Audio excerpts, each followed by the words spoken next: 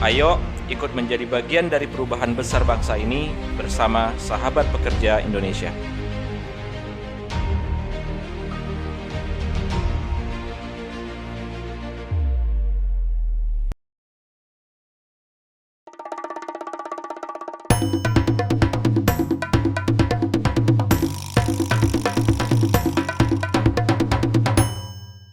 Sahabat pekerja, kembali dengan saya Hari Solputra dalam OPEK, obrolan pekerja, obrolannya yang berjiwa muda. Pertama kali saya mendengar istilah mungkin wisdomnya Nabi Yusuf itu dari Profesor almarhum Bumbiarto. Beliau adalah pakar dari ekonomi Pancasila. Itu yang bagaimana dulu ketika tahun 97, 98 beliau punya pemahaman bagaimana 7 tahun kemudian apa yang harus kita lakukan. Itu pertama kali saya dengar, ternyata seorang Bang Budi Hikmat itu bahkan sudah betul-betul lebih pada action. Kalau selama ini cuma konsep, beliau action dan bagaimana itu apa istilahnya itu memadukan antara sektor real dan di pasar modal sehingga ilmu tersebut bisa manfaat bukan hanya pada level pribadi tapi juga level negara. Dan seperti biasa kita juga selalu meminta bagaimana nanti untuk menjadikan Indonesia Power, Indonesia lebih baik di tahun 2030 dan 2045 karena kita punya bonus demografi kalau semuanya positif. Tapi kalau semuanya negatif malah segera akhirnya Indonesia malah akan terkubur dalam sejarah dunia. Kita lanjutkan obrolan kita. Mang, tadi kan kita sudah bicara syarat apa pekerja itu apa yang harus dilakukan. Iya. Satu dua tiganya. Iya. Dalam level yang lebih besar, level negara ini kan pandemi nih.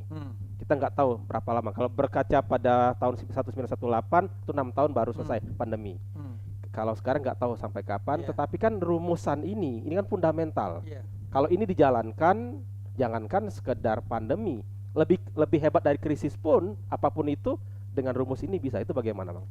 Pertama kita mesti tahu pandemi ini bukan yang terakhir. Bukan terakhir, oke. Iya. Nanti akan kemungkinan ada lagi Ya, pandemi-pandemi yang lain. Kemudian jumlah penduduk jauh lebih besar dari dulu. Oke. Kemudian sekarang itu ada masalah geopolitik, gitu. Jadi kompleks, Iya. ya. Tapi ada opportunity bagi Hmm. Indonesia. Ya.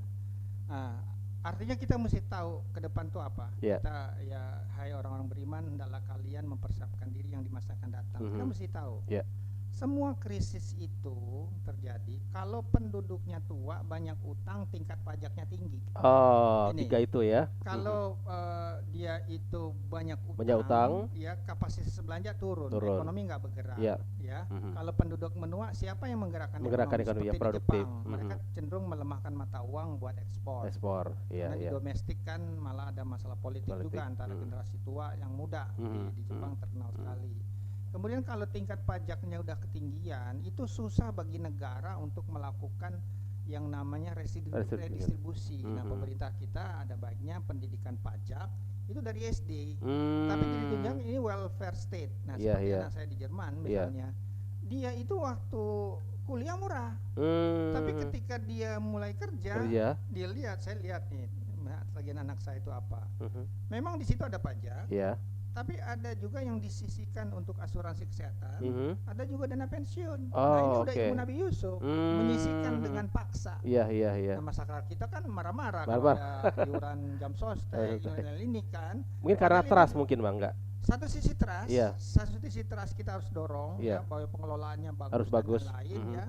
Itu betul, Iya. kita harus akui. Jadi masyarakat nggak sepenuhnya bisa disalahkan bahwa bagaimana, bahkan di Singapura itu ada namanya yang disebut Central Provident Fund. Di China juga ada. China itu bahkan lebih ganas lagi, dia one child policy. Jadi orang hanya punya satu anak.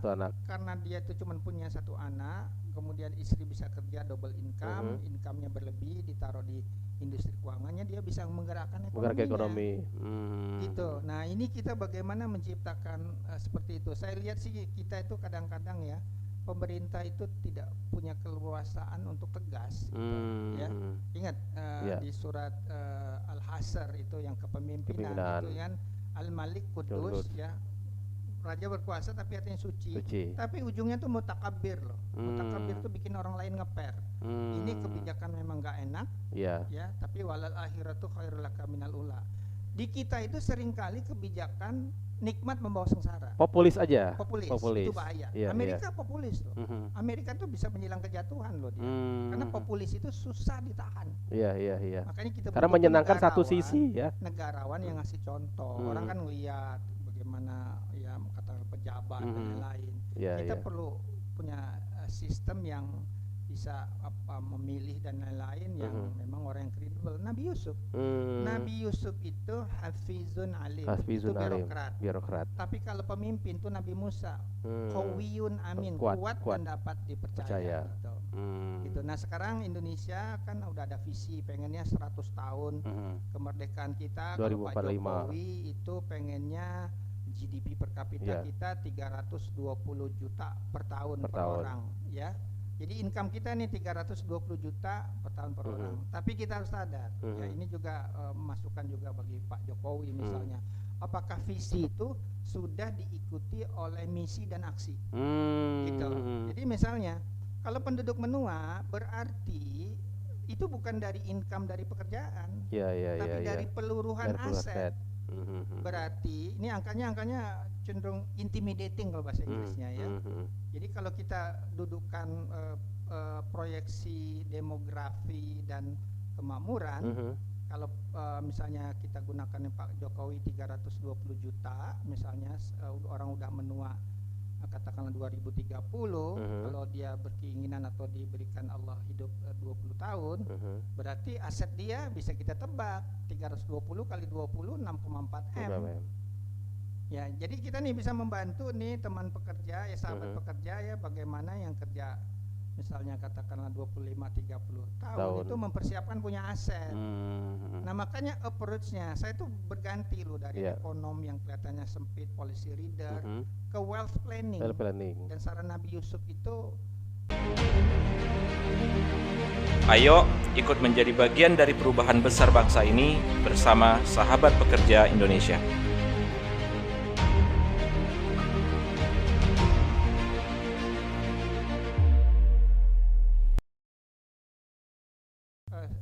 pada dasarnya the best inspiration for wealth planning.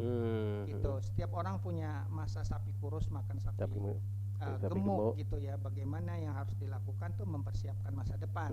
Siapa yang mempersiapkan masa depan akan memilikinya ya. Salah satunya ya literasi investasi. Inspirasi saran Nabi Yusuf itu ya kita invest lah. Kita tuh kendalikan diri kita loh syahwatnya dari dulu ya. spending yang nggak produktif lah boleh dibilang. Ya ingat ya, yang produktif itu yang meningkatkan kapasitas kita. Perjalanan itu bisa produktif loh kalau kita tercerahkan. Iya. Gitu, coba aja. Saya waktu haji itu saya lihat, wah ini boleh dibilang gurun pasir lah ya, tapi rezeki banyak gitu ya. Indonesia hijau royo ini ya bisa dites. Kita kan malas. Menurut saya gimana kita mungkin kalau ekstrimnya kufur nikmat bisa nggak Bang? Kenapa? Kufur nikmat gitu gimana kemungkinan? Ya, itu salah satu kufur nikmat. Kufur nikmat itu kan bahasa yang terlalu generik. Iya. Bahwa kita itu belajarlah, misalnya kita banyak tanah, sawah, kok kenapa kita impor beras? Iya. Kita punya minyak, Singapura nggak punya minyak, tapi penghilangan di Singapura lebih murah. Gitu. Berarti apa nih masa skala kita? Gitu. Saya para sahabat pekerja sekarang itu udah menempuh jalan yang kurang populis bagi anak saya. Gitu. Jadi bagi anak saya ya mereka peer pressure, tekanan temennya harus punya HP lebih bagus, mobil punya bagus dan lain-lain gitu. Ya saya sih bilang ya seperti ini saya menghemat dengan konsekuensi supaya ke depan. Ya walal akhiratu khairul laka minal ula itu adalah ya kita harus berani menanggung. Nggak enak untuk invest, tapi kapasitas kita lebih tinggi kan, lebih besar gitu. Nah, kita harus keras terhadap diri, kehidupan juga akan itu tadi yang disampaikan. Jadi saran Nabi Yusuf itu betul-betul ya silakan kaji dan uji ini, boleh dibilang luar biasa ke siapapun ya dia mau agama apapun. Dan menariknya kisah ini kan inklusif ya gitu. Jadi kita harus mempersiapkan diri dan masa sapi kurus itu datang bisa mengejutkan. Iya, Tiba-tiba ada pandemi Pandemi, seperti ini, iya. ada dokter yang ngerasa tadi income-nya bagus dan lain-lain ya, tiba-tiba ada pandemi, Dan dia utang semua. tiba-tiba turun, ada artis Iya, dan lain-lain gitu ya. Itu kita perlulah belajar mengantisipasi ya. Jadi, nah sekarang makanya tadi saya sampaikan di siklus ini pandemi ini bukan terakhir. Bukan terakhir ya. Bukan terakhir. Kita berarti harus menyesuaikan diri. Apakah kita mengakrabi teknologi informasi, digital misalnya ya. logistik yang bagus gitu ya. Pengiriman ya, itu berarti bisnis-bisnis yang bagus gitu ya, packaging ya gitu. Jadi saya sering jumpai ini sahabat pekerja, orang yang kelihatan menurut saya fatalis, wah saya baru di PHK dan lain-lain. Ada baiknya mari kita itu coba di keluarga misalnya pas pertemuan makan dan lain-lain, kita evaluasi lah apakah sektor di tempat kita kerja ini adalah kuat gitu, dan kita harus berani untuk mengupgrade diri ya, mengupgrade diri melihat namanya kesempatan ya yang menurut saya itu menciptakan peluang-peluang baru ya, inovasi baru. Di komunitas Nabi Yusuf juga saya nggak cuma ajarkan itu bagaimana cara berinvestasi yang benar, menyikapi turun naiknya gejolak di pasar modal, tapi juga bagaimana menciptakan ekosistem. Dan bagi saya yang dianggap kolonial ini nanti suatu saat bagaimana properti saya jadi mesin ATM gitu. Namanya konsep overlapping generation model, nanti kita bisa gunakan. Malah ini tadinya awalnya materi tesis doktor saya, tapi saya lebih suka di percobaan sosial dulu karena kalau nilai-nilai ini kita belum bisa absorb ya, belum bisa serap gitu, sangat sulit sekali untuk berhasil gitu. Internalisasi dulu ya. Internalisasi dulu, sosialisasi dulu. Jadi ada komunitasnya, orang merasa yakin kan. Jadi sekarang banyak orang baperan dalam investasi. Investasi itu misalnya membedakan mana nilai, mana harga. Harga apa yang kita bayar, nilai apa yang kita peroleh. Nah, kalau harganya udah lebih tinggi dari nilainya, itu overvalued, jangan beli. Mahalan gitu ya. Mudah-mudahan nggak terlalu tinggi ya. Selalu setiap kegagalan itu kita membayar sesuatu di atas manfaatnya. Gitu. Kita membeli sesuatu yang paling bermanfaat, meningkatkan kapasitas kita, yaitu kebijakan yang tepat gitu. Bang Budi, kalau para sahabat pekerja mau ikut bergabung di komunitas Nabi Yusuf, itu gimana caranya, Bang? Ini komunitasnya terbuka ya, ada non muslim, ada selain muslim gitu, dan saya juga ada YouTube channel ya, Budi Hikmat gitu. Silakan cari, nama saya googleable ya. Bisa dicari, ada lewat WA group. Biasanya setiap awal bulan kita itu ada sesi apakah market update, strategi update ya, kita bisa sharing market dan lain-lain gitu. Jadi terbuka, bisa lewat Facebook saya juga ada ya. Di situ nanti ada inilah juru kuncinya lah yang di sana ya gitu. Dan saya juga mengisi di tempat lain seperti sekarang di sini misalnya kan, jadi sangat senang diundang oleh Pak Ari untuk bisa sharing di sini.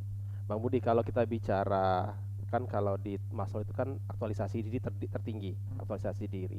Kalau Jack Ma mengatakan time to share, sudah lewat dari 50 itu harusnya sudah berbagi, bukan lagi harus bekerja dalam pengertian seperti umur 20 tahun, 30 tahun.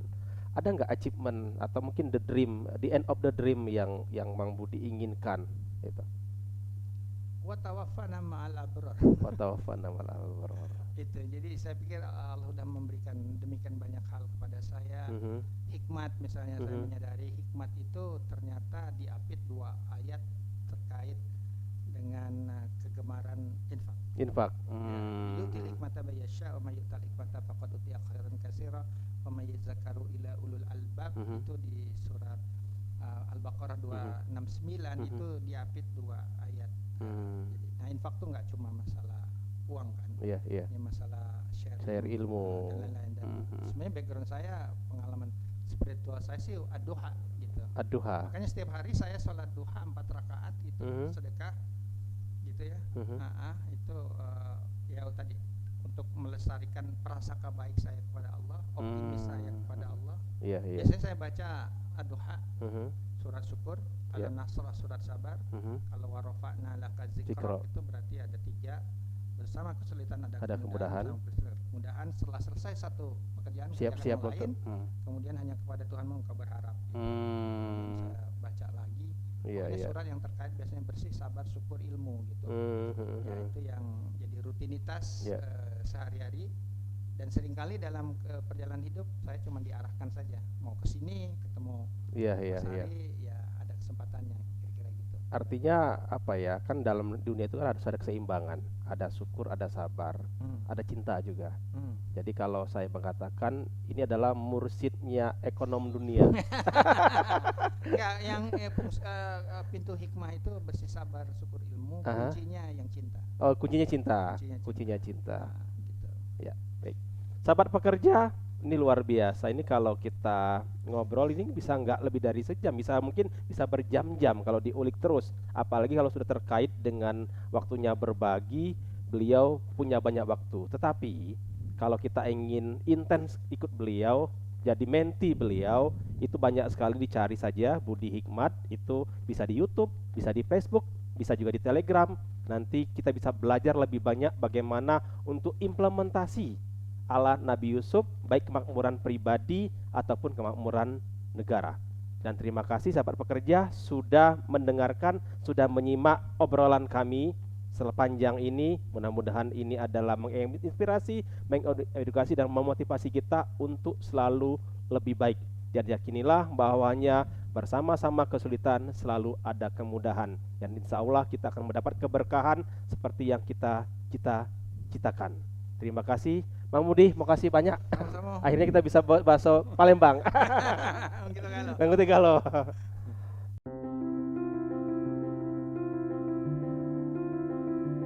Berawal dari sebuah keprihatinan demi sebuah harapan untuk sekedar hidup layak dari para pekerja, kami belajar untuk memberdayakan diri kami sendiri. Kami bahkan belajar untuk mengadvokasi sahabat pekerja secara mandiri. Kami telah memulai kolaborasi proyek teknologi informasi, lokakarya sahabat pekerja, dan expert sharing dengan menghadirkan pekerja profesional di bidangnya. Ayo ikut menjadi bagian dari perubahan besar bangsa ini bersama Sahabat Pekerja Indonesia.